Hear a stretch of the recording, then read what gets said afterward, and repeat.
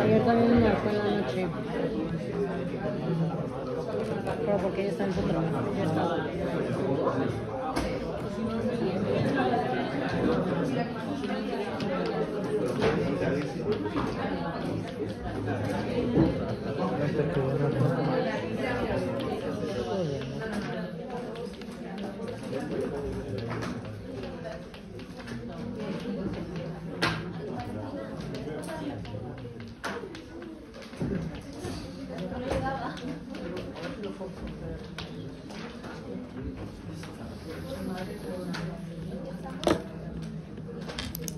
Vale, pues vamos a seguir con el tema 1.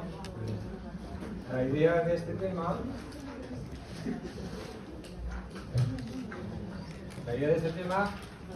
es que veamos por qué es importante conocer el terreno para diferentes tipos de obras de construcción. En primer lugar, porque es importante, y estamos poniendo algunos ejemplos, pues ya vimos como en el caso de edificaciones, si no se conoce bien el terreno y no se construye conforme a ese conocimiento, pues pueden aparecer problemas como este ejemplo de un colegio en el que aparecen grietas porque no se ha hecho bien el estudio del terreno y luego se ha aplicado eso que se sabía, ¿no? Por supuesto, en obras subterráneas es imprescindible saber qué tipo de terreno vamos a tener, y también en vías de comunicación, en túneles, en obras subterráneas de vías de comunicación, ya sean túneles para carreteras, para el ferrocarril, para el metro, lo que sea, ¿no? Bien, entonces, bueno, ahí tenéis un par de vídeos, aunque nosotros no vamos a ver cómo se hacen túneles, pues sí lo veréis en otras asignaturas. Pues vamos a ver una idea en esos otros vídeos de cómo se hace, cuál es el proceso de construcción de túneles. Hay dos métodos, que son mediante tuneladora, que es una máquina, así es como se dice en el metro de Bilbao. Bueno.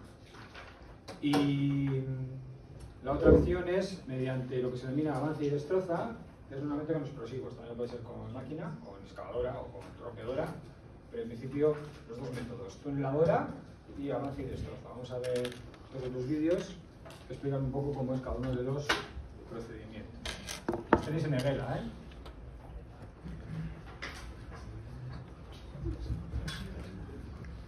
Tuneladora, ¿qué será?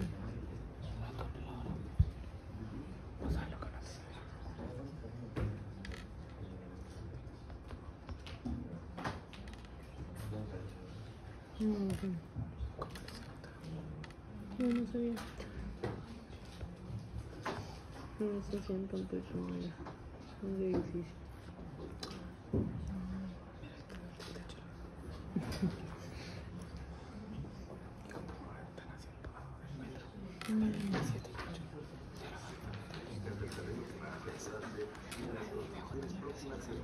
¿Sí?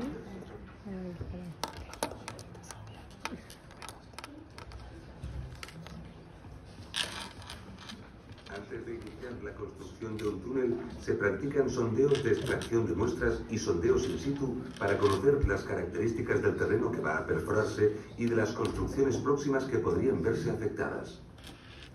Uno de los factores a tener en cuenta es el tiempo de autosoporte del terreno o tiempo que transcurre desde la excavación hasta el posible hundimiento del túnel. ¿Por qué es importante? Porque hay que conocer el tiempo de autosoporte del terreno. Cuando se va a hacer un agujero en el terreno, pues este inicialmente se puede autosoportar, pero depende de cómo se haga el agujero y de sus capacidades, ¿vale? Entonces, si es una roca muy sana, casi sin fisuras, pues normalmente se autosoporta ya sola. Pero si empieza a haber ya alguna grieta, alguna fisura, pues entonces ya no. Entonces hay que estudiar dónde están esas grietas. Si es un suelo, no tiene ninguna capacidad de autosoporte o muy poca. Por eso hay que conocer el tipo de terreno. En terrenos compuestos por arcillas y arenas, durante la excavación se utiliza un escudo. El escudo es una estructura rígida y resistente de diámetro igual al de la sección a perforar, cuya función es proteger a los operarios y a la maquinaria de posibles derrumbamientos. Para perforar terrenos blandos se utilizan brazos telescópicos con distintos tipos de cabezas incorporados al escudo. Cuando el terreno está formado por rocas duras, se utilizan explosivos. Un túnel subacuático está constituido por la zona perforada, por sus terminales y por las vías de acceso que se alargan por la superficie terrestre hasta una distancia considerable del agua. Estas vías de acceso son las que permiten salvar de una manera progresiva el desnivel existente. La construcción del túnel se realiza con la ayuda de distintos tipos de maquinaria, pero principalmente se utilizan escudos equipados con cabezales rozadores que pueden llegar a tener un diámetro superior a los 12 metros. El material excavado se amontona automáticamente gracias a un dispositivo en forma de hélice que lleva incorporado el escudo. A continuación, las tierras se llevan al exterior mediante cintas transportadoras. La perforación se realiza por tramos de una longitud determinada. Al finalizar cada tramo, se colocan las unidades correspondientes de hormigón prefabricado. Su finalidad es aumentar la resistencia del túnel, evitando así su hundimiento. Por regla general, la perforación de un túnel progresa desde ambos extremos. Una vez finalizado, suele disponer de 2 vías de circulación, una en cada sentido, y de una galería de servicios. Vale, pues esa sería un poco la idea de un túnel realizado mediante esa máquina, ¿no? Que tiene la cabeza rozadora y luego justo lo que está detrás de la cabeza rozadora es lo que está llamando el escudo, que es donde puede haber operarios y entonces ahí eso tiene que estar protegido de que no se venga abajo el terreno, ¿vale? Y luego lo que he comentado es que se va colocando hormigón prefabricado. El hormigón prefabricado pues es el muro que va a ayudar en ese sostenimiento. El hormigón prefabricado es un tipo de material, bueno, este edificio está hecho de eso, de hormigón prefabricado, que se hace en fábrica con unas dimensiones ya establecidas en el proyecto y simplemente se lleva y se coloca, ¿vale? Entonces es inmediato. Bueno, este sería un proceso de construcción de túneles. El otro es mediante avance y destroza. Vale, vamos a ver entonces.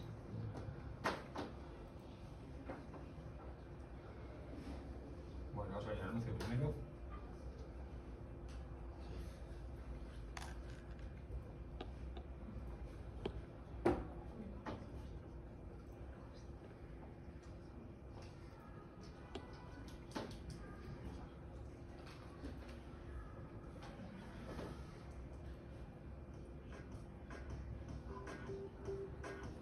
El procedimiento utilizado para la construcción de los túneles es el nuevo método austríaco. Inicialmente se ejecuta la excavación en avance y a continuación se procede al sostenimiento del terreno con una primera capa de hormigón proyectado, la colocación de cerchas y el proyectado de una segunda capa de hormigón reforzado con fibras metálicas. A continuación... Vale, entonces en este caso el túnel, como vais a ver, se hace en 2 partes. Una parte superior que se llama avance y luego una parte inferior que se llama destroza. Ahora está mostrando la de avance. Entonces veis que va avanzando pues una longitud determinada, eso depende del tipo de terreno, y conforme se va avanzando, para que no se venga abajo, se va sosteniendo. Hormigón, acero, se han metido también anclajes, eso depende del tipo de terreno. La distancia en la que hay que poner estas, bueno, puede ser hormigón, puede ser acero, y los anclajes pues depende del tipo de terreno, por eso hay que conocerlo, ¿vale? Se realiza la colocación de bulones que refuerzan el terreno circundante y sujetan las cerchas.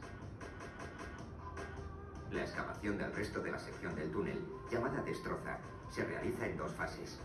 En primer lugar, se excava una primera bancada más ancha para permitir el paso de maquinaria al frente. Inmediatamente después, se realiza la prolongación del sostenimiento ejecutado en avance, solapando las cerchas mediante grapas y proyectado de hormigón. Dejando un desfase mínimo de un pase de excavación para que al menos un hastial permanezca apoyado, se realiza la excavación de la segunda bancada, ejecutándose a su vez los sostenimientos correspondientes. Repitiendo este proceso, se completa la excavación del túnel. Una vez que se ha realizado la excavación y el sostenimiento del túnel, se ejecuta una banqueta de hormigón armado y la excavación y hormigonado de la contrabóveda.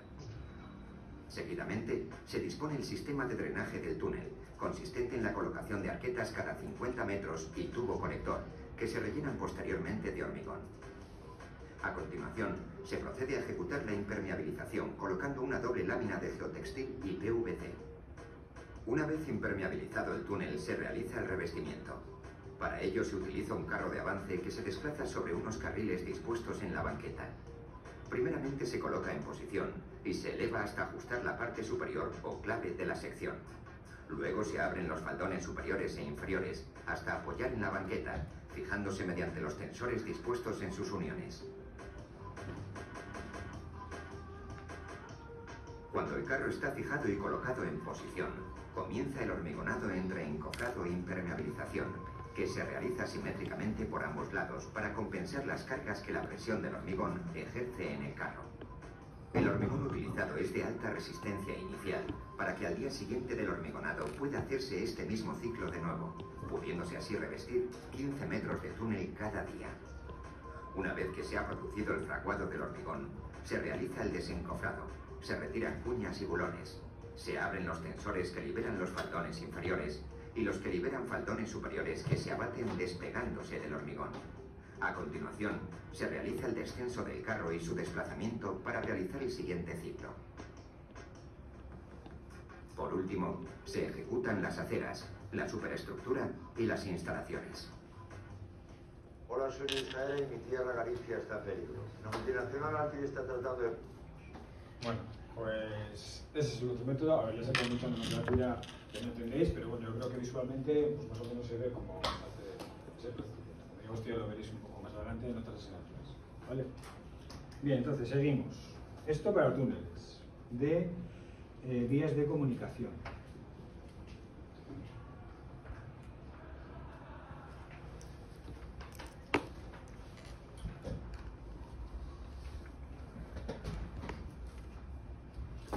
Bueno, y ahí tenéis un ejemplo, no voy a contarlo, porque muchos igual ni habéis nacido, es año 2005. Pero bueno, simplemente de forma breve, eso fue un hundimiento que se hizo que se produjo en la construcción de un túnel de una línea de metro que se estaba haciendo en Barcelona, de una ampliación de la línea de metro que se estaba haciendo en Barcelona. Entonces, debido a un, no sé si decir defectuoso o complicado estudio del terreno, las dos cosas, pues pensar que estamos en medio de la ciudad.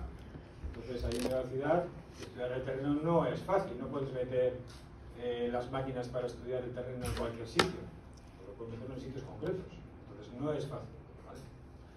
Entonces, bueno, pues una mezcla de dificultades y un poco de mala suerte y luego pues una serie de circunstancias del propio funcionamiento de cómo se está haciendo la obra, pues hicieron que se derrumbara parte del túnel y en consecuencia, si se vino abajo todo esto, pues lo que estaba encima también, ¿vale? En este caso no hubo ningún fallecimiento ni heridos tampoco, pero hubo que desalojar un montón de gente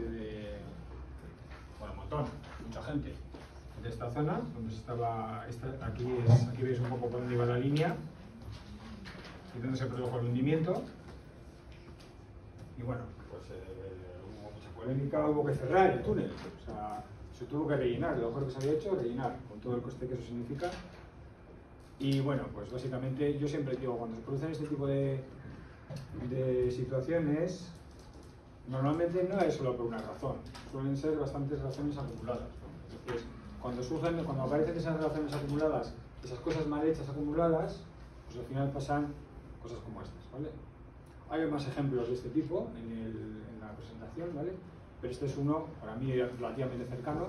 Al final, afortunadamente no pasó nada y, bueno, pues no se murió nadie, ni nadie, ¿no? Pero bueno, puede ocurrir, ¿vale? Bien. Evidentemente, donde es imprescindible conocer el terreno es cuando estamos haciendo una carretera. Aquí tenéis dos imágenes que representan dos situaciones de la carretera. En primer lugar, pues ya veréis en tercero, en la asignatura de infraestructura del transporte, la primera parte de la asignatura, que cuando se construye una carretera no es solo lo que vemos y donde va el coche, la capa de asfalto, la capa de firme. Esa es solo la capa superior. Debajo de esa capa de asfalto, pues hay una serie de capas que, entre otras cosas, lo que hacen fundamentalmente es transmitir todas las cargas, todos los pesos de todos los vehículos que circulan por encima de esa capa asfáltica al terreno natural que en algún momento está debajo. Ese terreno natural se han ido construyendo capas y al final de todo está la capa de firme, la capa de rodadura, mejor dicho, ¿vale?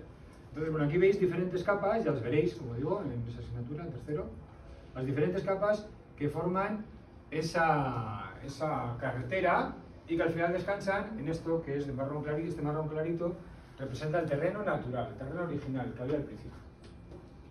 Entonces, bueno,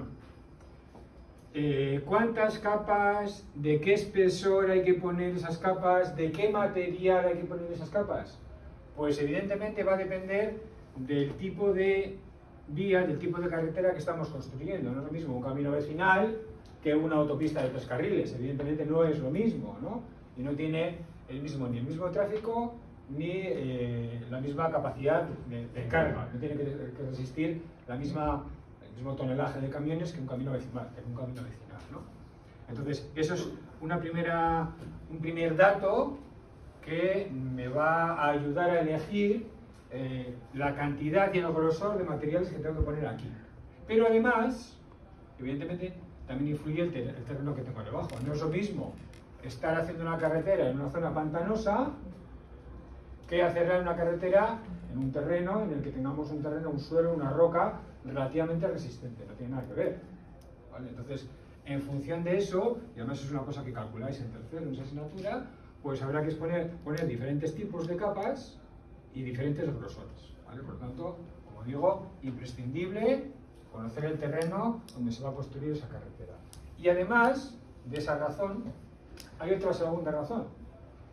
Estas capas que tenemos aquí, no las de arriba del todo, pero las capas intermedias realmente son suelos. Son suelos que cumplen una serie de características fijadas en la normativa correspondiente. Entonces, ¿qué puede ocurrir en muchas ocasiones?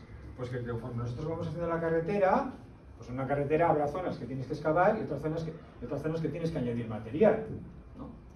Pues en las zonas de excavación nosotros estamos excavando y puede que ahí tengamos un suelo o una roca fracturada o lo que sea. Ese material podría servir como parte de estas capas de la carretera.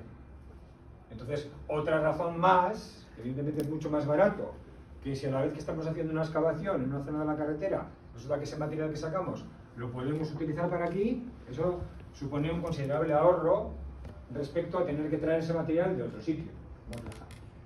Entonces, es otra razón por la que en la construcción de carreteras es necesario saber el terreno en el que estamos y el que tenemos alrededor.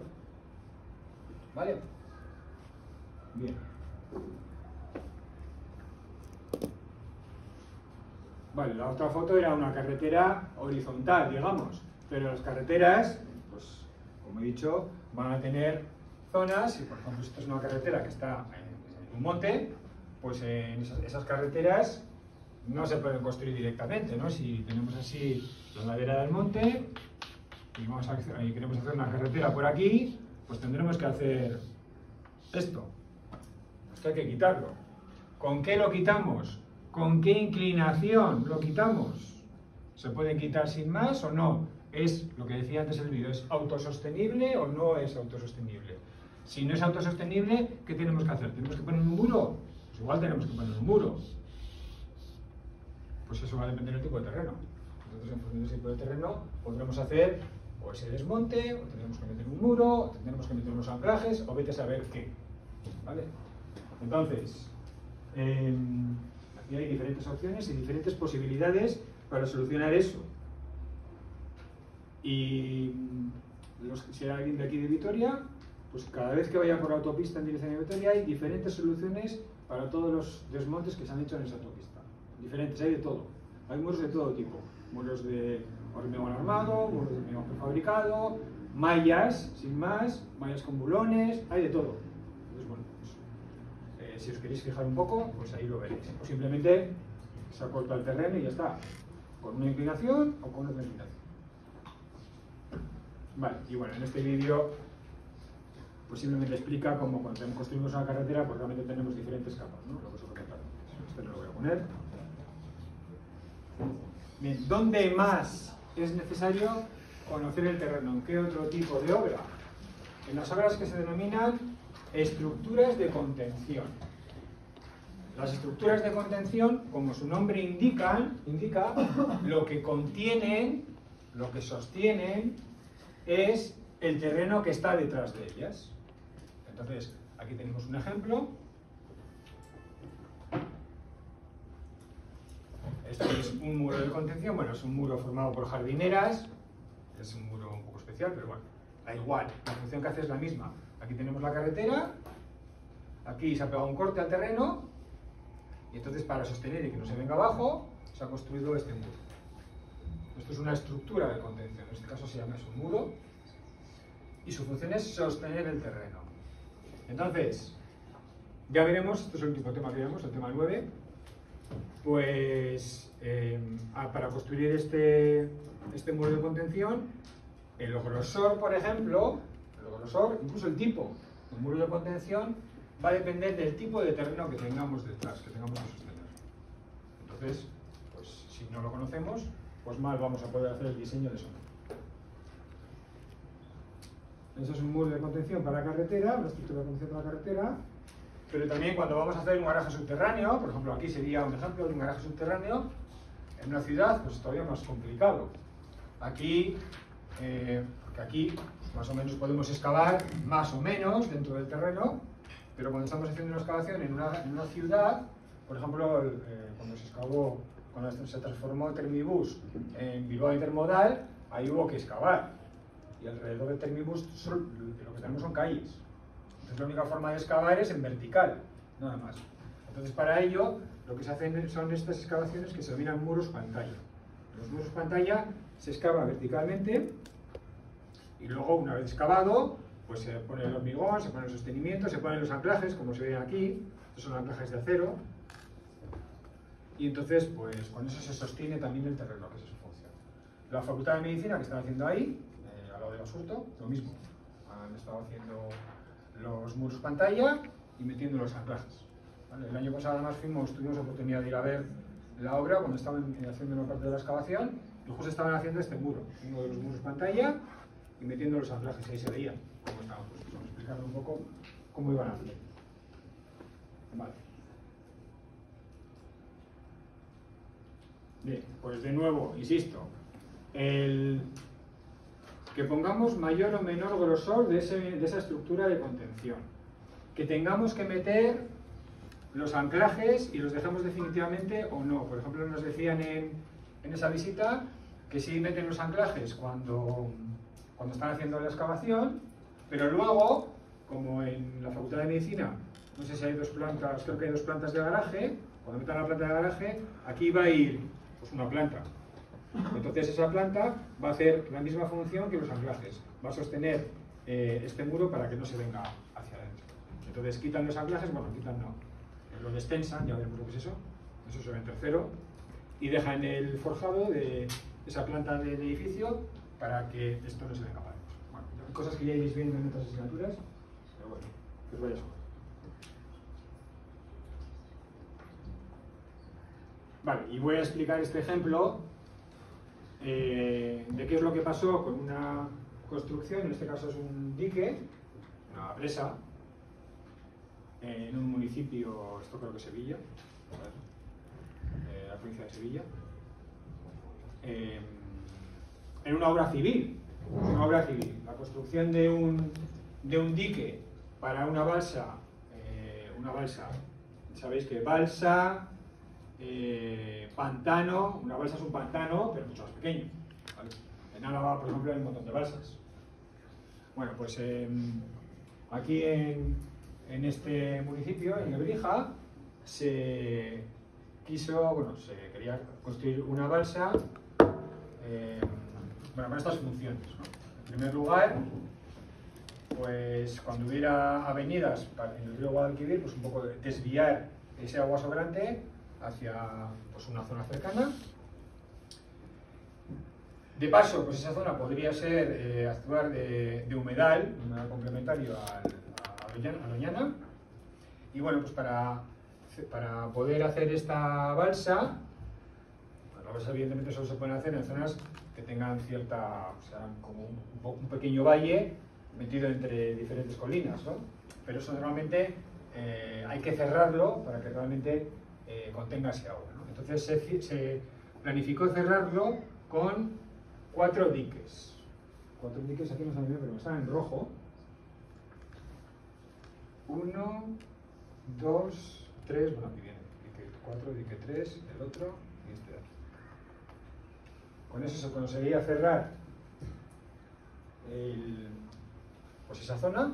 Entonces, bueno, bien, cuando el agua viniera, digamos que trasvasada del río Guadalquivir, o bien por agua de la lluvia, sin más, pues se quedaría ahí, ¿vale?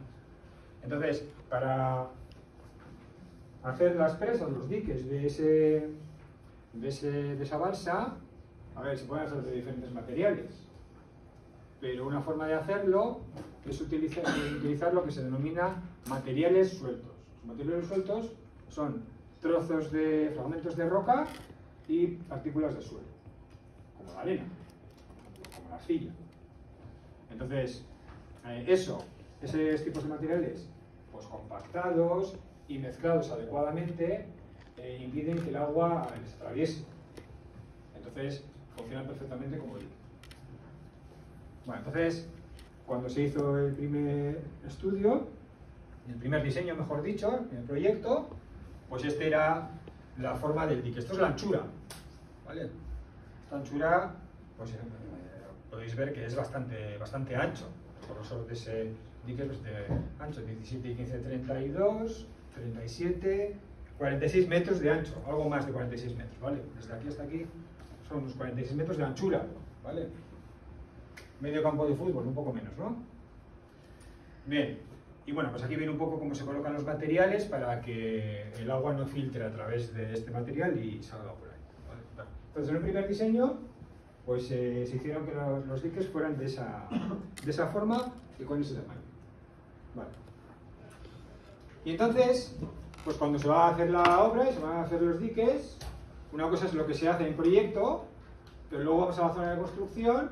También ha pasado ahí en la Facultad de Medicina, que estaba haciendo. Una cosa es lo que te dice el estudio geotécnico, el estudio del terreno, y otra cosa es cuando vas allí y lo ves in situ, la empresa constructora que va a hacer la obra. Entonces, cuando la empresa constructora va a hacer la obra, dice, estos diques, con este suelo que tenemos aquí, no sabemos si van a aguantar o no. Y entonces hicieron un segundo estudio del terreno, ya allí mismo, ya más detallado. Y entonces vieron que debajo del dique número 1, el dique número 1 ahora aquí en esta vista está en alzado, ¿vale? Antes teníamos la sección transversal en la imagen anterior, ahora tenemos el alzado, es decir, que el dique estaría aquí, ¿cuántos metros he dicho? 47, ¿no? Pues eso, estaría por aquí, esos 47. Bueno, entonces hicieron un estudio más profundo en la zona del dique 1, que era el más alto, por lo tanto el más pesado. Y bueno, pues vieron que había, lo que dije el otro día, primero que había una capa de tierra vegetal, esta verde, y luego pues que había un material que se llama arcilla, y bueno, fijaros, aquí pone arcilla muy blanda. La arcilla muy blanda es como una plastilina, igual que una plastilina, por lo tanto se puede apretar con las manos. Imaginaros si tenemos que poner aquí 10 metros de altura, de lo que sea, me da igual, de algo que pesa. Pues evidentemente esto lo que va a ocurrir es que esto se va a hundir por el peso propio de ese dique, ¿vale? Para que os hagáis una idea de alturas, 10 metros son como un edificio de 3 alturas, ¿no? Más o menos cada 3 metros de altura equivalen a una planta de un edificio. Entonces estaríamos hablando de un edificio de 3 plantas, ¿vale? Bueno, pues entonces vieron que si se ponía este dique encima de ese terreno, lo que podía ocurrir es que no es un dique sólido, son materiales sueltos, mezclados, pues que esto se podía partir, y entonces si se partía no solucionábamos nada y no conteníamos ningún agua, ¿vale? Entonces hubo que rehacer el diseño de los diques. Se hicieron mediante cálculo por ordenador, se hizo también mediante cálculo clásico, y entonces se procedió a o bueno, apareció, hubo que hacer un nuevo diseño del dique. Y aquí está la comparativa entre los dos. Parece que son iguales, pero no, las escalas son distintas. Porque este ya, solo esta zona, ya mide 30, 42, 52, más otros 30, 82, casi el doble, creo. Casi el doble del otro. De anchura, ¿eh? De anchura. Entonces, bueno, el material, bueno, más o menos se utilizó más o menos el mismo material, pero luego además hubo que poner estas líneas rojas que tenemos aquí. Son unos sistemas de drenaje. El drenaje lo que hace es como en los campos de fútbol, que tienen sistemas de drenaje, o las carreteras tienen sistemas de drenaje.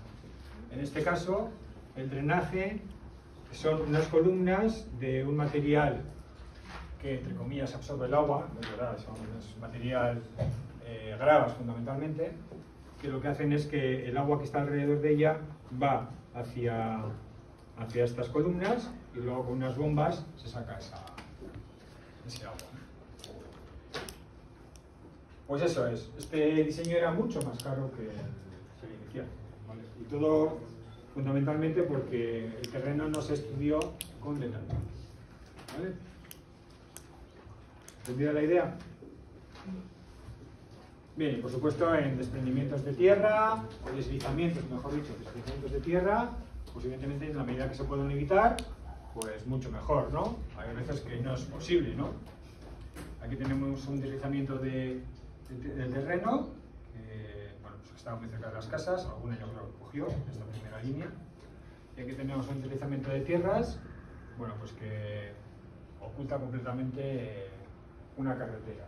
Aquí tenéis algunos vídeos, deslizamiento en Italia, y este es el Arrabechu, relativamente cerca de aquí, que también se vino abajo la ladera y se comió la carretera. ¿Vale? Vale, por tanto, desde un punto de vista de diferentes construcciones o obras, mejor dicho, que vayamos a hacer, pues es imprescindible conocer el terreno para evitar en la medida de lo posible los problemas que puedan aparecer. Vale, ¿qué dice la normativa? ¿Qué dice la normativa? No ha habido siempre normativa. No ha habido.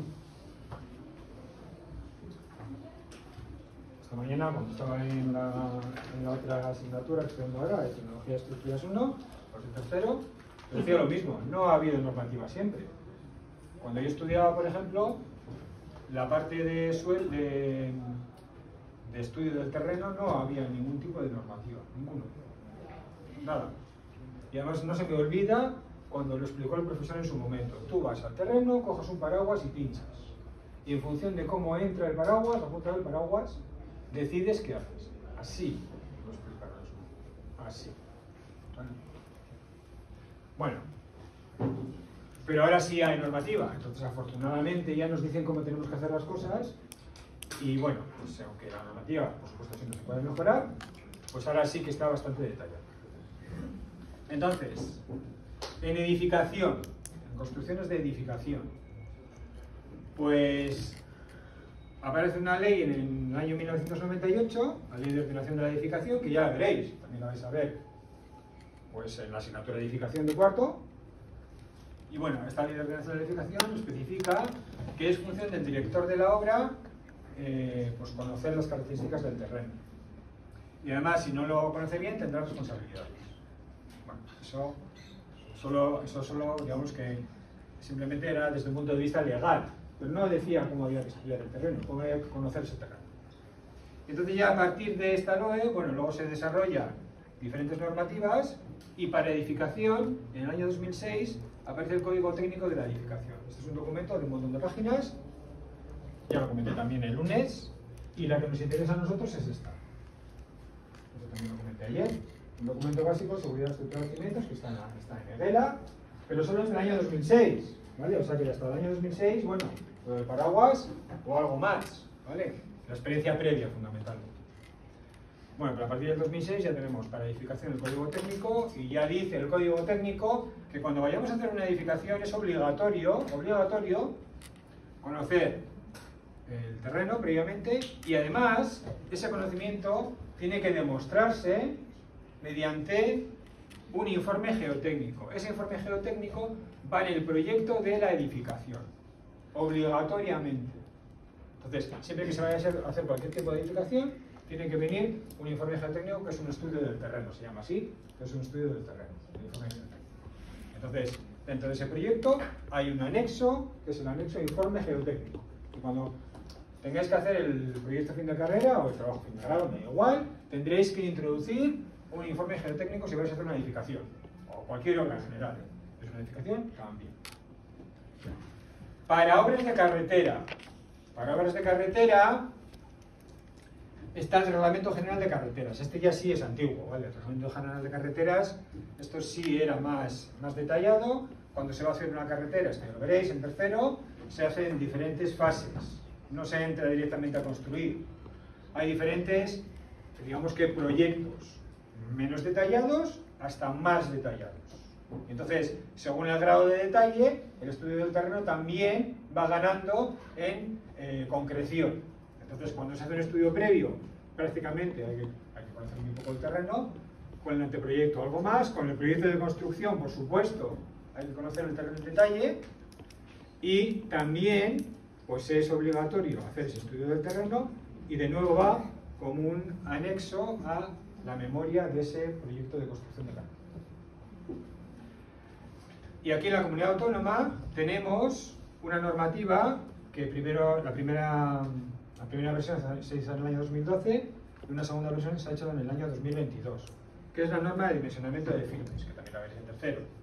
Entonces, en esta norma de dimensionamiento de firmes, que la tenéis en EGELA, dice que hay que conocer el terreno, es lo que pone aquí, caracterización geotécnica de los terrenos atravesados, y luego hay que identificar los suelos y los materiales disponibles, por lo que he dicho antes, porque no pueden valer como base para carretera. Entonces, bueno, el propio Gobierno vasco, en su norma de firmes, pues dice que también hay que hacer ese estudio. Vale, por último, ¿por qué está la Torre de Pisa inclinada? Bueno, la Torre de Pisa está inclinada porque no se conocía el terreno, sin más. Esa es la razón. Evidentemente, en 1100 no se veía el terreno, o sea, se construía y punto. Si se cae, pues se construye otra vez hasta que deja de caerse. Eso es así, eso fue así. Vosotros sois muy jóvenes, pero si alguien lee las novelas de Ken Follett, que son hablan de catedrales, pues es que lo explica directamente así, ¿vale? Cuando se pasaba del románico al gótico, las catedrales se caían, porque era otra historia. Entonces, cuando alguien empezó a ver qué tenía que hacer, pues entonces empezaron a construirlas y hacerlas cada vez más altas, más altas, más altas y más altas. Aprendieron a hacerlas, pero por prueba y error, ¿vale? Ahí no miraban el terreno, porque si se hundía, se hundía. Y es lo que pasa en la Torre de Pisa. Entonces, la Torre de Pisa se construye entre 1100 y 1300. La idea de la torre es hacer de campanario. Al lado hay una catedral, no se ve en la foto, pero al lado hay una catedral. Y entonces esto era el campanario, va a ser el campanario de la catedral, ¿no? Mide 60 metros, por lo tanto, equivale a un edificio de 20 alturas. Este tiene 10, pues el doble. Vale, aquí veis una persona. En la base tiene un diámetro de, bueno, evidentemente es circular, la hueca. El diámetro de la base son 20 metros, este es su peso. Bueno, hemos dicho, tiene forma cilíndrica cada hueca. El espesor de las paredes en la base son 4 metros de espesor, es una barbaridad, ¿eh? 4 metros de espesor, y luego va disminuyendo el espesor hasta 2,7 metros. Ha estado inclinada, lo máximo, 5,44 grados. Vale, entonces, bueno, pues inicialmente este era el proyecto. Al principio se torció para el otro lado, ¿eh? Al principio se torció así. Cuando se fue construyendo, esto estaba torcido así. Pero luego cambió. Luego se torció hacia el otro lado. ¿Vale? Y si os fijáis un poco, para evitar que se torciera tanto, ya lo estaban viendo en la construcción, este eje está un poco torcido aquí arriba. No está igual el eje, porque ya veían que se estaba cayendo. Bueno, entonces la máxima inclinación 5,44 grados. Vale. ¿Por qué está inclinada así? Porque en la base, una parte, si inicialmente la idea era esta, pues lo que ha ocurrido es que esta parte de la base ha bajado 1,86 metros hasta aquí, y esta otra ha bajado 3,75. Entonces, eso hace que esto se tuerza. Esa es la razón. ¿Por qué? Primero, ¿por qué baja? Bueno, que cualquier tipo de construcción se hunda, eso es normal. Y siempre que esté dentro de unos límites, es admisible. Por ejemplo, para edificación, en el Código Técnico de la Edificación, el límite, a ver, son 25 milímetros. 25 milímetros, ¿tienes una regla por ahí? Una regla de plástico de las que usáis.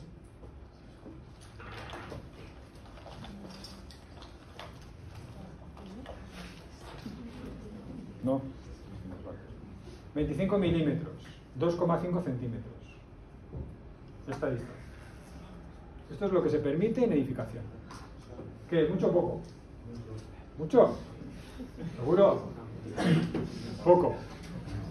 Muy poco. Eso no es nada. Pensar que este edificio, con todo lo grande que es, solo permiten que se hunda 2,5 centímetros. Nada más. Eso dice la normativa. ¿Vale? Y ahí hemos bajado 1,86 metros.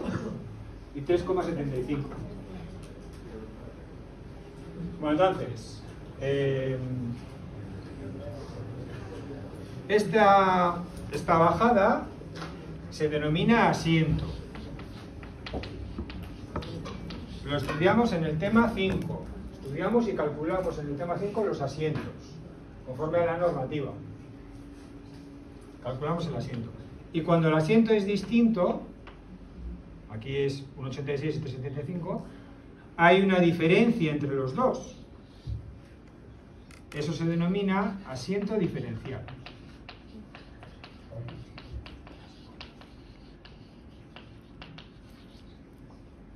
Y también está limitado. Claro, no solo es que se produzcan asientos, es que además se tuerce. En el momento que hay un asiento diferencial, esto se tuerce. ¿Vale? Entonces, también hay un límite para ese asiento diferencial. ¿Vale? Entonces, bueno. En el caso de la normativa española, no, la normativa española no lo tiene, es la estadounidense la que tiene, en vez de ser 25 milímetros, esa diferencia pone la mitad, 12,5 milímetros. ¿Vale? Bueno, eso ya lo iremos viendo, hay que saberse la memoria, evidentemente, y además cambia con la normativa. Bueno, entonces llegó un momento en que esto se iba a caer de verdad. De hecho, se pensaba que se caía. Entonces nombraron a un equipo de expertos, de los de verdad, no de los de ahora que hay expertos para todo, no, de los de verdad. Y entonces empezaron a intentar hacer diferentes opciones. Por ejemplo, pues una de las opciones fue atarla, pusieron una especie de cinturón, por de alguna forma, atarla a la catedral, pero no funcionó. También se intentó congelar el suelo para que fuera más consistente, y entonces pues no se irá yéndose para abajo la cosa, ¿no? Y al final, como en eso nada funcionó, lo que hicieron fue lo que aparentemente, y visto después, a posteriori, es lo más sencillo, que es hacer una pequeña perforación justo debajo de la zona esta menos hundida, no esta sino esta, y empezar a quitar muy progresivamente terreno de debajo. Al quitar terreno de aquí debajo, esos huecos se rellenan por lo que hay justo encima. Entonces la torre pues va un poquito hacia abajo, ¿vale? Pero todo muy controlado, claro, porque con ese peso y con todo, eso es un material frágil, o sea, no es una goma flexible, hay que hacerlo todo muy despacio, ¿no? Entonces, bueno, pues finalmente la dejaron torcida, porque evidentemente si la ponen derecha nadie va a ir a verla. Entonces, pues la han dejado torcida, pero sin peligro de que vaya a torcerse más, ni sin peligro de que se venga abajo. ¿Vale? Bien. Aquí están las diferentes capas de terreno que hay debajo de la torre de Pisa. Y bueno, es esta zona, la zona punteada, la que es la zona más blanda. Entonces, bueno, pues al final, dentro de lo que es una zona blanda, pues es más blanda más blanda por aquí que por aquí. Entonces, pues eso hace que aquí se endureza más. ¿Vale? Y bueno, dentro del equipo que hizo el estudio, no sé cómo llamarlo, el presidente o el director del equipo es este señor. Este señor ya es un señor muy mayor.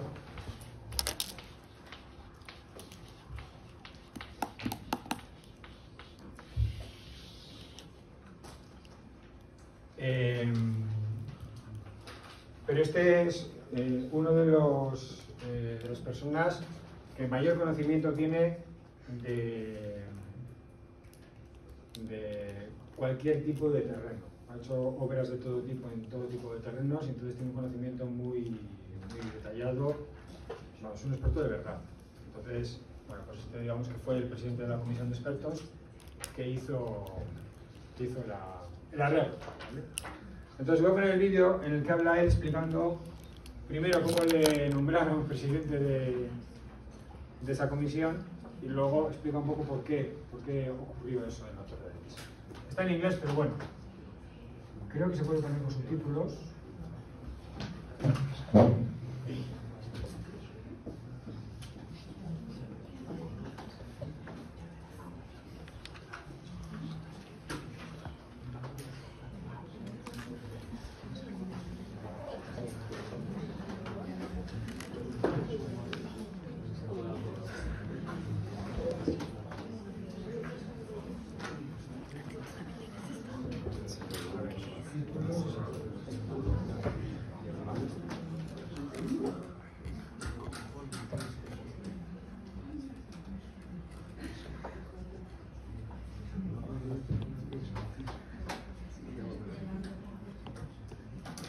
Became involved with Pisa, and I mean, like most things in Italy, actually my involvement is shrouded in mystery. All I can tell you is that in March 1990 I got a phone call from a very good friend of mine, a man called Michele Jamalkowski, and the call went something like this: John, it's Michele here. And I put on my best Italian accent and said, "Oh, Michele, how are you?" And got a rather somber reply that, well, I was all right until this morning. So I said, well, what happened this morning? He said, well, I opened my national newspaper, and there I read that Andreotti has set up a commission to stabilise Pisa, and I'm chairman of it. And I said to Michele, oh, gosh, I am sorry about that. What a terrible job. That's a poisoned chalice. You can't win that one. You've really got my deepest sympathy. And he said, John, keep it for yourself. Your name is there as well.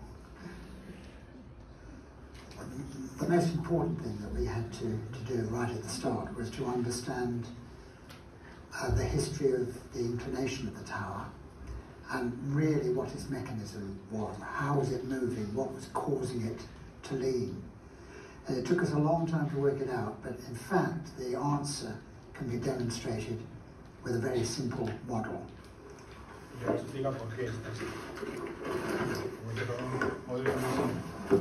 Now Pisa itself is founded on really very soft material. So this foam rubber really represents this extremely soft compressible material that it's founded on.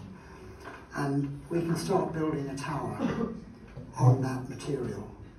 And we'll make it as straight as we can, which is what the masons would have tried to do. So we go up with this straight tower. I'm going to keep going.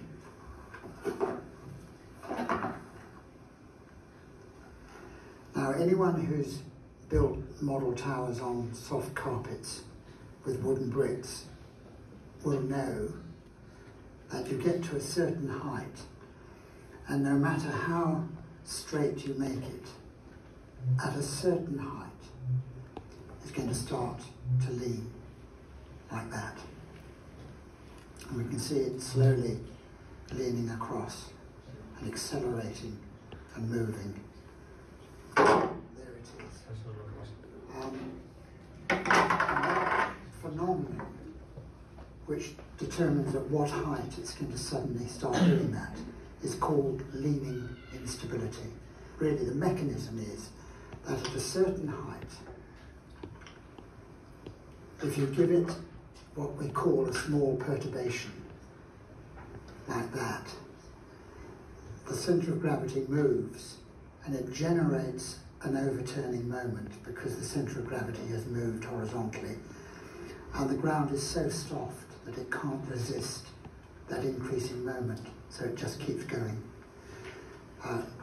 So the equation defining that critical height is really quite a simple one. And that's the mechanism. It's nothing to do with the ground being non-uniform, and it's nothing to do with the strength. It's all to do with how compressible the ground is.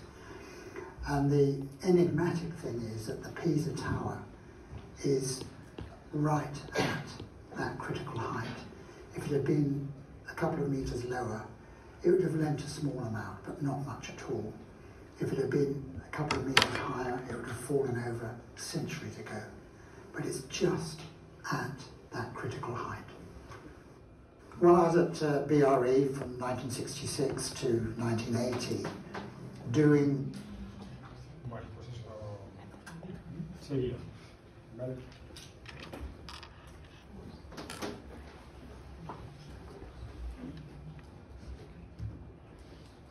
Bien, ¿alguna pregunta?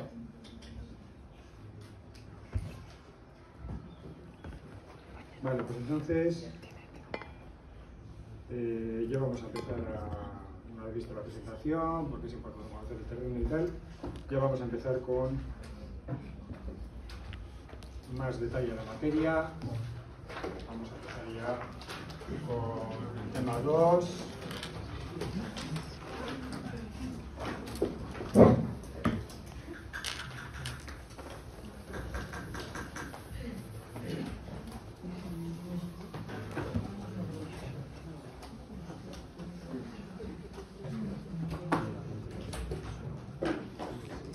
Vale, recordad, estamos en la primera competencia de la materia. Identificar y clasificar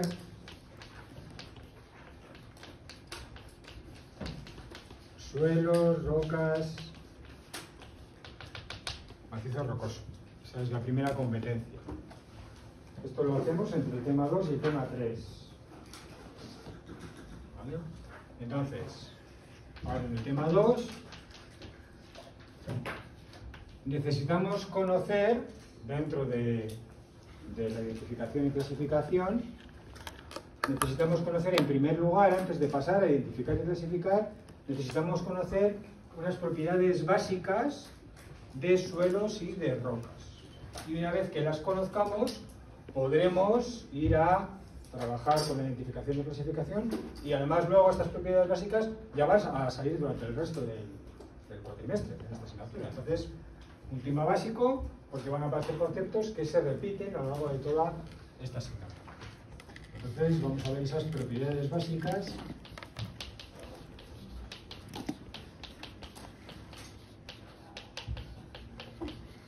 de suelos y rocas.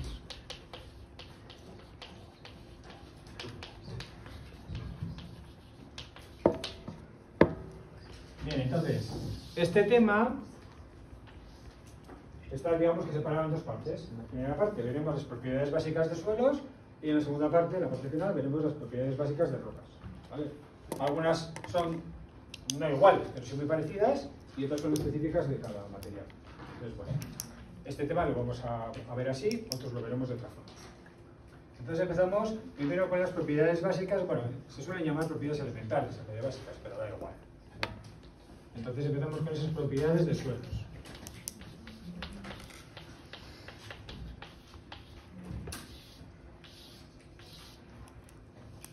Bueno, entonces lo primero que tenemos que ver es cómo es un suelo real. Un suelo real, este es un esquema de un terreno con la construcción que vamos a hacer encima, y ya comentamos, o ya vimos en el tema anterior, que cuando tenemos un terreno, normalmente tenemos diferentes estratos, diferentes capas. Bueno, y aquí, en esta capa, pues he hecho un zoom, y esto es lo que me he encontrado. En este terreno,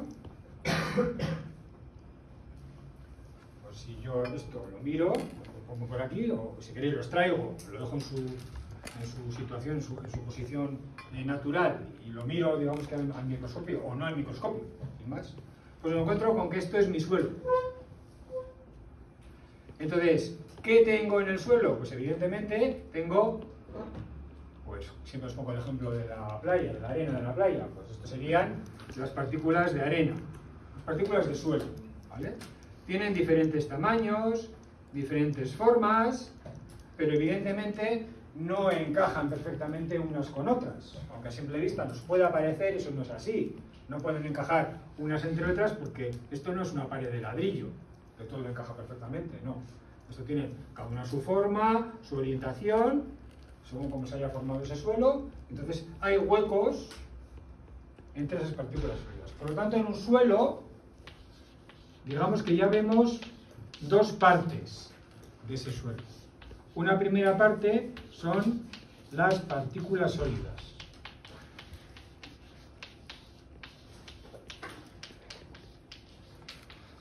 Y otra parte son los huecos que hay entre las partículas sólidas. Por lo tanto, en general, en un suelo eso es lo que vamos a tener. Partículas sólidas y huecos entre las partículas sólidas. Partículas sólidas que también se denomina fase sólida. Bueno, es lo mismo. Como le llamen, me da igual. Partículas sólidas. Entonces, estas partículas sólidas son las que proceden de esa... Bueno, un suelo, ya sabéis, de geología, que procede de una descomposición de rocas. Descomposición, transporte, erosión, sedimentación. Bueno, depende de cómo sea el tipo de suelo, ¿no? Pero al final no dejan de ser fragmentos de roca, pero mucho más pequeños. Por lo tanto, estas partículas sólidas son trozos de roca, pero pequeños. ¿Vale? Bien, y luego tenemos huecos. ¿Qué ocurre con estos huecos? Estos huecos pueden estar vacíos, no haber nada dentro de ellos, o pueden tener agua. Hay zonas del terreno, que también lo habéis visto en primero, que hay zonas del terreno, por ejemplo, si llueve, pues si llueve, el agua filtra, pero hay parte del agua que se va a quedar ahí. Y luego supongo que también sabéis que hay, según vamos profundizando, hay un nivel que se llama nivel freático, a partir del cual hacia abajo todo está lleno de agua. Todos los huecos están llenos de agua. Por lo tanto, dentro del terreno, dentro de estos huecos, podemos tener aire, podemos tener agua, parte aire, parte agua, solo agua, eso ya depende de cada tipo de terreno. Pero en el caso más general, que tengamos partículas sólidas, aire y agua, al aire se le llama fase gaseosa y al agua fase líquida.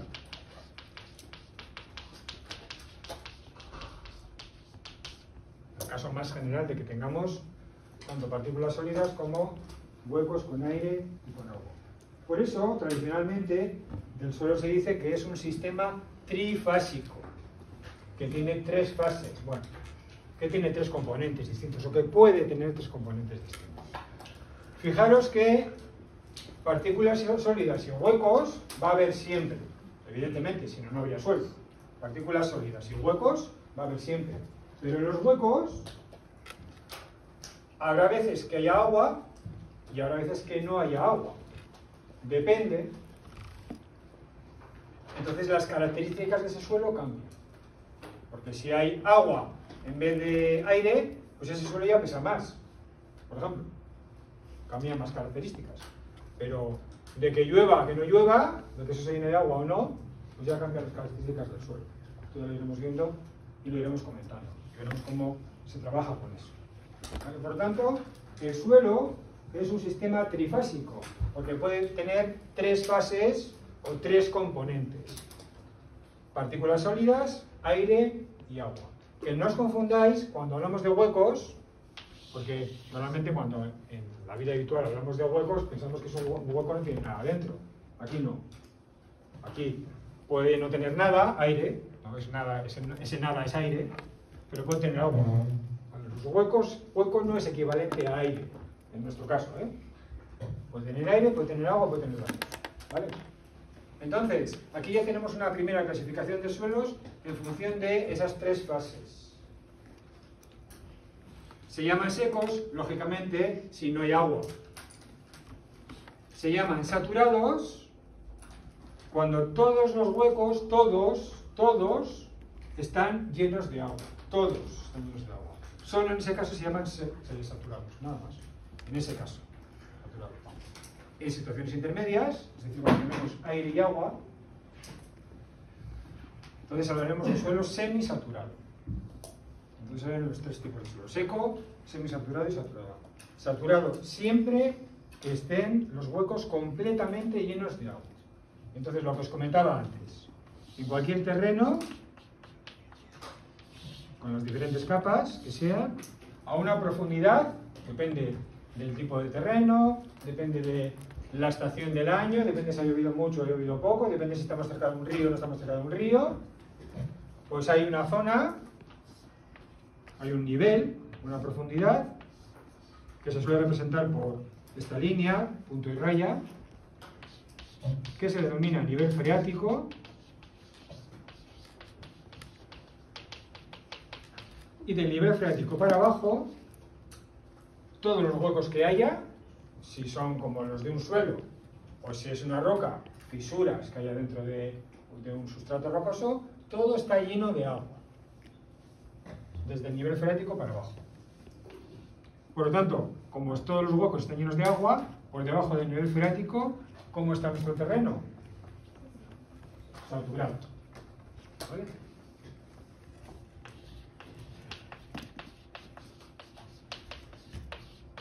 Entonces, esto es algo que tenemos que tener ya metido en la cabeza. Por debajo del nivel freático, nuestro terreno está saturado. Sea un suelo, o sea un medio rocoso con sus fisuras correspondientes. En todos esos huecos hay agua. ¿Entendido? Bien. Claro, el asunto es que estamos en una ingeniería. Y esto, desde el punto de vista ingenieril y por lo tanto físico o matemático, con esto no se puede hacer operaciones matemáticas. Con estas cosas aquí, ¿qué hacemos? A mí me interesa saber, por ejemplo, si yo tengo muchos huecos o pocos. Porque si yo tengo muchos huecos, las partículas están muy separadas entre sí. ¿Y qué pensáis? ¿Que ese terreno es muy consistente o es poco consistente? Si esto está muy separado y hay mucho hueco. Poco consistente, ¿no? Porque si hay mucho hueco, el hueco de aire no resiste nada. Aquí solo resiste, si ponemos un pie encima, aquí solo resiste las partículas sólidas. Los huecos no resisten, si tienen agua resisten algo más, pero si tienen aire nada. Entonces, cuantos más huecos, peor. ¿Vale? Entonces, tenemos que cuantificar numéricamente de alguna forma, pues qué cantidad de huecos tenemos, qué cantidad de agua, si hubiera, qué cantidad de partículas sólidas tenemos en nuestro suelo. Entonces, para cuantificar eso,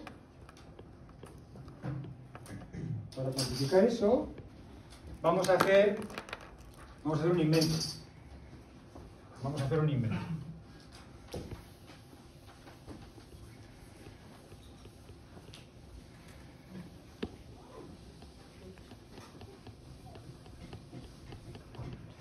De forma imaginaria, porque físicamente no se puede hacer, de forma imaginaria vamos a coger esta muestra o esta pastilla, se suele decir esta pastilla de suelo, o este trozo de suelo, me da igual, como lo llamemos, me da igual.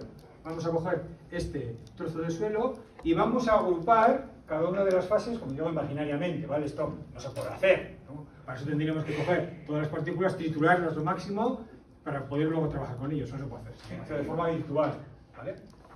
Entonces, y vamos a separar cada una de las tres fases, de las tres posibles fases que hay. Nos vamos a agrupar, como digo, virtualmente, no se puede hacer en la realidad, pero vamos a agruparlas para empezar a trabajar matemáticamente con ese suelo. Y entonces vamos a agrupar esa pastilla, la vamos a transformar en esto que tenemos aquí, ¿vale? Esto es lo mismo que lo que tenemos aquí arriba, igual, pero agrupado, como digo, de forma virtual, imaginaria, ¿no? Y tenemos la fase sólida, o podemos tener la fase sólida, la fase líquida y la fase gaseosa.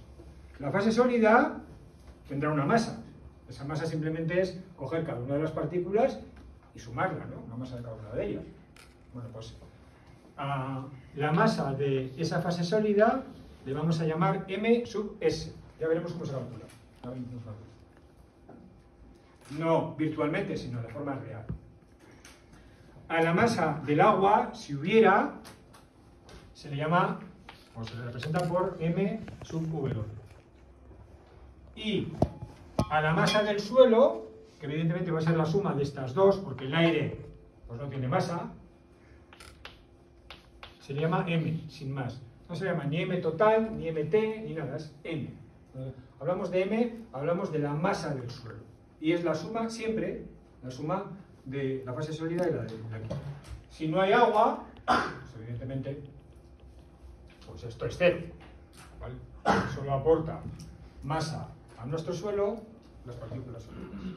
La S no es de suelo, la S es de partícula sólida, ¿vale? Esto, bueno, ya os iréis acostumbrando. La S es de suelo y la W es de agua en inglés, ¿vale? Bien, yo creo que eso está claro, ¿no? Eso se podría hacer cogiendo cada una de las fases y llevándolas a una báscula y pesando, ¿vale? Bien. Además, cada una de estas fases tendrá un volumen. Tendrá un volumen, ya veremos cómo se calcula, ¿vale? La fase sólida, las partículas sólidas, cogemos, medimos el volumen de cada una, lo sumamos y ese volumen será volumen de las partículas sólidas. Y lo mismo con el agua y lo mismo con el aire, si hubiera, ¿no? Volumen de agua y volumen de aire. Y la suma de todos los volúmenes es el volumen del suelo. ¿Vale?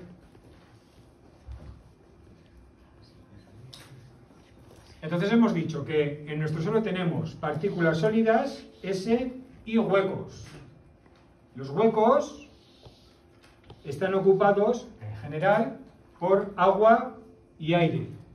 Por lo tanto, la suma de volumen de agua más volumen de aire es el volumen de huecos, V sub H. Vale, pues estas relaciones que tenéis aquí también son las primeras relaciones básicas entre las fases del suelo. ¿Vale? Son sencillas, no tienen ninguna complicación.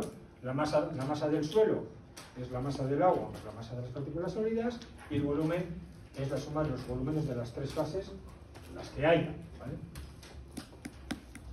¿Bien?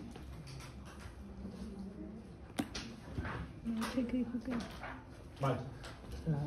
Masa entre volumen, ¿qué es? ¿Esta propiedad cuál es? ¿Cómo se le llama en general? La densidad, ¿no? Y se representa, supongo que lo seguís representando por esta letra griega, ¿no? La letra griega rho. ¿O no? Sí, ¿no? Lo llamáis D. O las dos cosas, luego, ¿no? Vale. Vale. Si yo multiplico densidad por gravedad, ¿qué tengo? Si hago esto es lo mismo que hacer M entre V por G, ¿no? ¿Esto de arriba qué es? M por G, ¿qué es? Peso, ¿no? El peso. Peso entre volumen. ¿Vale? Si yo multiplico la densidad por la gravedad, pues en vez de tener M entre V, tengo el peso entre el volumen. Peso, utilizo la palabra weight. A iniciar de la palabra weight, ¿vale? Masa por gravedad es el como nosotros. Nosotros tenemos un peso, pero ese peso es nuestra masa por la gravedad. ¿Vale?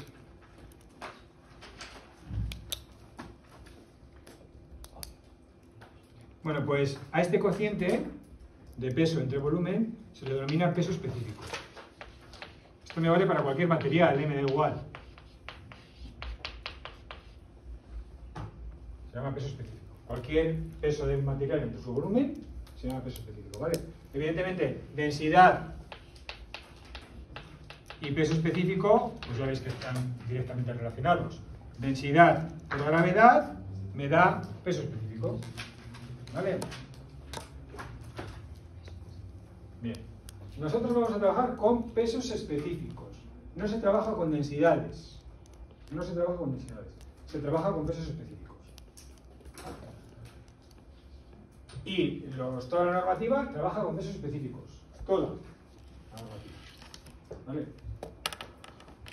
Normalmente la gente no está acostumbrada a trabajar con pesos específicos y trabaja con densidades. Pero no pasa nada.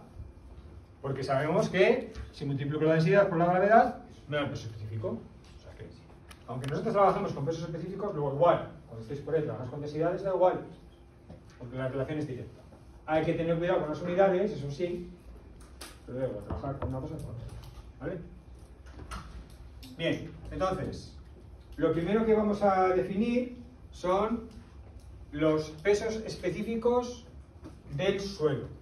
Está en plural, porque cuando hablamos de un suelo no se calcula un único peso específico, se calculan hasta 5 pesos específicos. ¿Por qué? Pues porque, como he dicho antes, el peso específico del suelo varía. Por ejemplo, si tenemos agua, no tenemos agua. Si está seco, no está seco, está saturado, semisaturado, también. Entonces, pues eso hay que tenerlo en cuenta. Eso para empezar, ¿eh? Hay otras razones. Vale, entonces, pues vamos a definir 5 pesos específicos para el suelo. Las 5 definiciones, es decir, las fórmulas, sí hay que sabérselas, de memoria. Esto sí hay que sabérselo de memoria. Hay otras cosas que os voy diciendo que no. Y cuando hagáis el examen, que es lo que más os preocupa, los exámenes, hay una serie de hojas que se pueden llevar, que ya las diremos cuáles son esas hojas, ¿vale? Mientras tanto, lo que tenéis que saber os lo digo. Entonces, estas fórmulas que tenemos aquí, pues sí hay que sabérselas. Son las definiciones de estos pesos específicos que vamos a ver.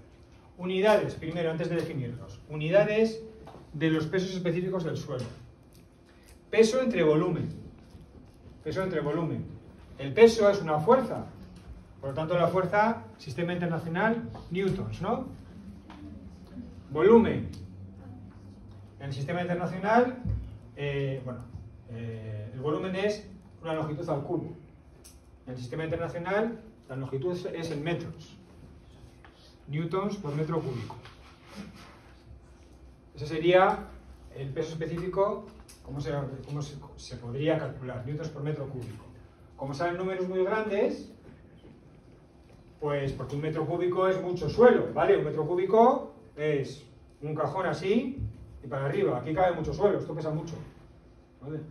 Entonces, en vez de utilizar newtons por metro cúbico, se utilizan kilonewtons por metro cúbico. Para los pesos específicos de suelos, también de rocas, vamos a utilizar kilonewtons por metro cúbico. Unidad de fuerza entre unidad de volumen. Un peso específico, como su nombre indica peso, tiene unidades de fuerza, newtons o kilonewtons. Vale. Entonces, primer peso específico.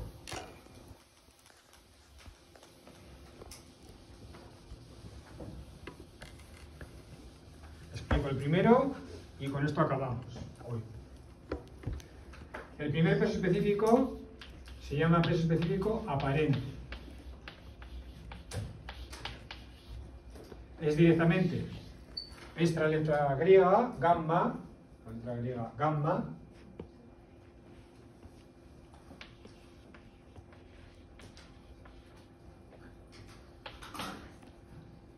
y es pues lo que hemos escrito ahora, es el peso del suelo entre el volumen del suelo. peso del suelo entre el volumen del suelo. ¿Esto cómo se calcula? Lo voy a decir de forma sencilla. Vamos al terreno, y vamos a hacer la obra, y hacemos una pequeña perforación. Es una perforación circular hasta cierta profundidad. Esta perforación se denomina sondeo. Esto, como lo voy a contar muchas veces, no importa que lo apuntéis, luego ya os va a sonar muchas veces, entonces no hace falta. Vale, entonces, hacemos el sondeo, y esto se hace con máquinas específicas, y entonces cogemos dentro de esa máquina específica, cambiamos el cabezal, y aquí metemos un tubo, se hinca ese tubo, y entonces dentro de ese tubo, ¿qué hay? Pues el suelo donde estamos, el suelo en el que estamos haciendo esa perforación. Suelo. Este suelo ocupa todo ese volumen. Entonces, cogemos el cilindro, nos lo llevamos al laboratorio, como el suelo ocupa todo ese volumen interno del cilindro, ya tenemos el volumen, sacamos el suelo del cilindro y lo pesamos. Peso entre volumen. Así. ¿Vale? Yo lo he explicado así de forma coloquial, pero esto está normalizado, este procedimiento de cálculo del peso específico, de extracción de la muestra y todo eso, eso está normalizado, es decir, que hay una norma específica que te dice paso a paso cómo tienes que hacer todo esto, como yo así rápidamente, ¿vale? Te dice todo paso a paso. ¿Por qué? Para que todo el mundo lo haga de la misma forma y para que luego cuando vayamos a pesar nuestro suelo y medir su volumen, todo el mundo lo haya hecho de la misma forma y los resultados sean comparables en cualquier laboratorio. Entonces, como vamos a ver, hay un montón de normas que especifican pues, cómo se hace cada una de estas cosas. No vamos a verlas, porque entonces tardaríamos un siglo en empezar la asignatura. Yo explicaré el procedimiento de forma sencilla, general, y luego, cuando os toque trabajar, ya os tendréis que leer la norma en detalle para seguir cada uno de los pasos concretamente. ¿Vale? Bien, ¿entre qué valores debería oscilar el peso específico aparente? Entre 15 y 22 kilonewtons por metro cúbico. Si nos da más o nos da menos, algo ha fallado en el procedimiento. A ver, si da 40, seguro que algo ha fallado. Hombre, si nos da 22,5, igual no. Bueno, pero eso es lo que nos debería dar. Entre 15 y 22 kilonewtons por metro cúbico. Si no da eso, ojo. ¿Por qué se llama aparente? Por lo que os he dicho antes. Yo he ido el día 10 del 9 de 2024 a este terreno y a las 19:30 he sacado la muestra. Pero si en vez de ir a las 19:30 voy mañana a las 8 de la mañana, no sé si va a llover. Pues si llueve, el peso específico aparente puede cambiar. Eso se llama aparente. Porque es ese día, ya sabes. ¿Vale? Bueno, pues nada más.